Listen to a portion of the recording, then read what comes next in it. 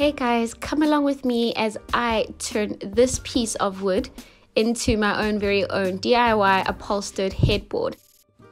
So this is actually the biggest piece that's a huge part of my latest makeover, which is for the bedroom space in my rental apartment.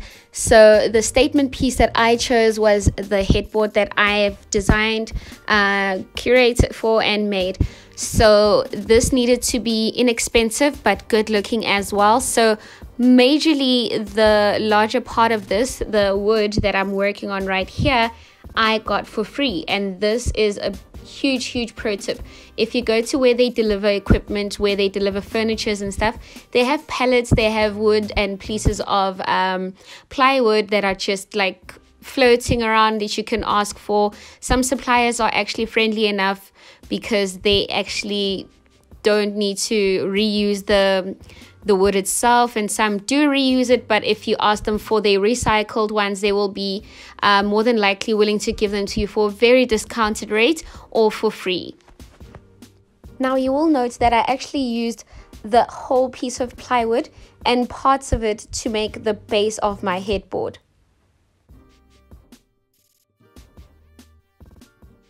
A quick update on the project that I'm working on. I am so happy to actually show you guys, like, it's my height. It's actually, okay, it's a little bit taller than me. I'm like 155. This is just a little bit above that. I am absolutely ecstatic. As you heard there, I'm incredibly ecstatic over the height of this because that's what the main drive was for me getting a headboard made. So the base of it, yes, was comprised of the actual plywood and its pieces. And here you see me measuring out the sponge pieces that I bought in relation to the actual plywood. So there was like a, I would say like 15 centimeter deficit, which I used as 7.5 aside that I laid out, which is what I'm doing here as part of the design. And I'm actually going to be using this shortage of space as side panels for the headboard. This was my first time maneuvering around a staple gun. It was not too bad actually, and the tension was not as bad as the other one that I tried out. It did actually say that it has easy tension and easy use on the packaging, so that's why I bought it. I bought this staple gun for 130 Rand, which I also purchased from Chamdor while I was there buying the material and Decron batting that I was using for the actual headboard piece. So most of my stuff, most of the materials that I did use, if not all actually, except for the other adhesives, were purchased from the same place. So they have all the upholstery needs, and it's rather easy for me, I believe, to just do everything from that point and carry on with things. So with continuous measurements, I had to like cover the 3 points that you see on your screen right now, initially with the material from one end, and then I topped it up with the Decron. After which I measured and laid my sponge again just to see if I've got the right distances and everything, leaving the 7.5 centimeters aside. That's when, after having all the measurements done and made, that's when I put down the sponge and I used adhesives. I used a total of 3 adhesives because I did have some trouble with one of the adhesives. So yeah, do carry on and see what's up. Seriously out of breath, like I just need to sit down and catch some, because I've been moving this headboard piece up and down just to just to be able to like staple on either end so that I have edges that I was looking for, like that double-edged look. I'll show you just now that I've actually pulled the Decron batting and the material over. There's a picture insert that I will put in here to show you how I started that up and how I layered the materials in such a way to get the look that I'm showing you, that I'll show you just now. So I've not stuck, pasted, or finalized anything yet, but from the initial photos and video that I did show you, this was actually a very sharp edge. Like right here, you could see where the right angle of the sponge was. But now that I've put in that Decron batting beneath the material, it's actually rounded it off as I had explained it should. So these are the edges. I've just folded them and tucked them in just to show the look, or how the look will be. So when I went to purchase my sponge for the headboard piece, I found out actually then that I could have pre-ordered the actual size that I needed for upholstery, of which they didn't have in store, but I used 2 times of these 1.5 meter ones. So that's the reason why I'm actually masking them together, just so that they stay and hold.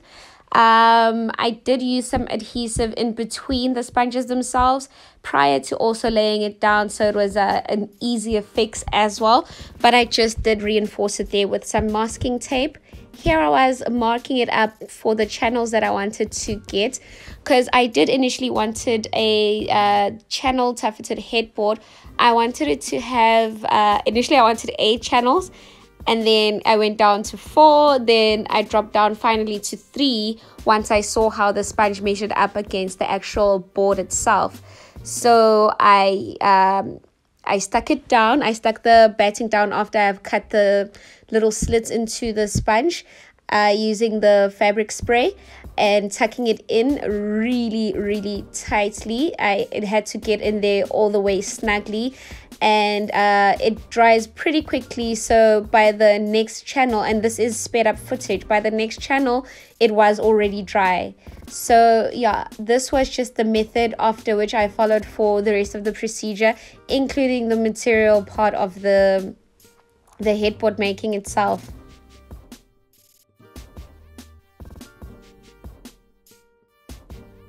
So as I said previously, laying down the Decron, and then the material was quite similar, so the steps are literally the same, only that I had to stamp it down when I got to the slits. When I finally got to the slits now with the material, I had to like super press it down and deep into there, just so that it sticks and holds a lot better, and there are no creases, or as little creasing as I possibly could maintain to form in the actual material.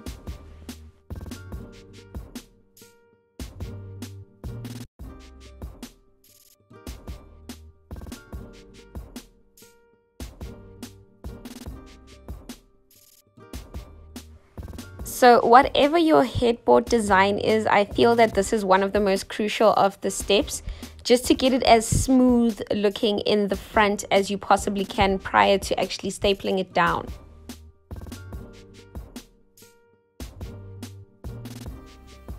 Again, here, while you are stapling it down, you need to keep checking on if the shape is holding up on the other side continuously, just so that you're not forming any new creases that are not part of the actual shape that you've created, and as well as it's having enough tension just to have like this nicely formed rounded look.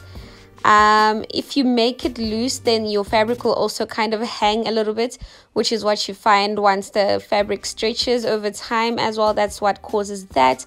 On the other hand, but that is just wear and tear and aging of the actual material.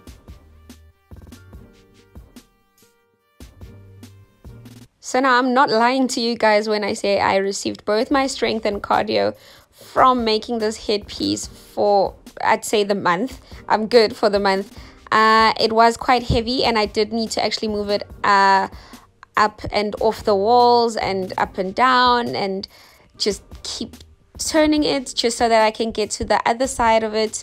But I was close to the end of it here, just finalizing everything.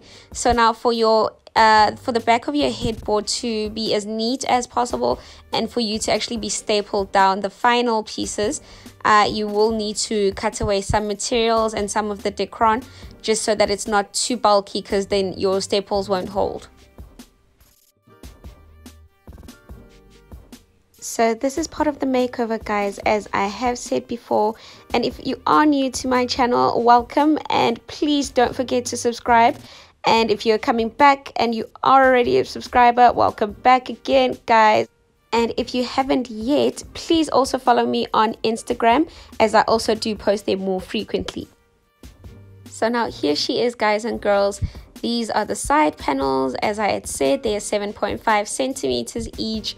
So I was tired here and it was like really late, and my video was like the worst. Even the photos themselves, it was dark. I don't have quite a lot of high or good lighting in my living room, but yeah, this is what she looked like. With the remainder of the material, I decided to cover the base of the bed. So what you do is you go from this straight edge and you actually fold it over, like you triangle it over like that, up to where the point that the edge is now got a fold over here. And then you can staple there or you can staple right beneath, but then it's still going to fold over and cover this corner as desired.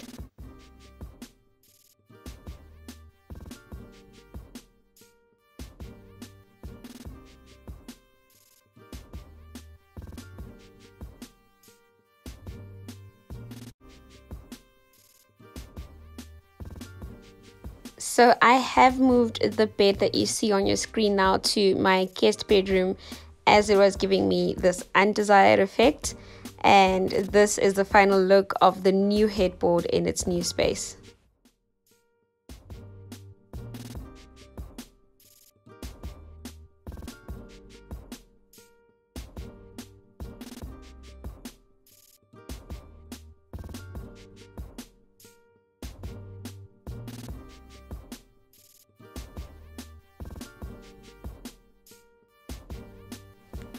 So that's it for this video, guys. I hope you do like the final look. Leave a like and a comment below to say what you think and feel about this look.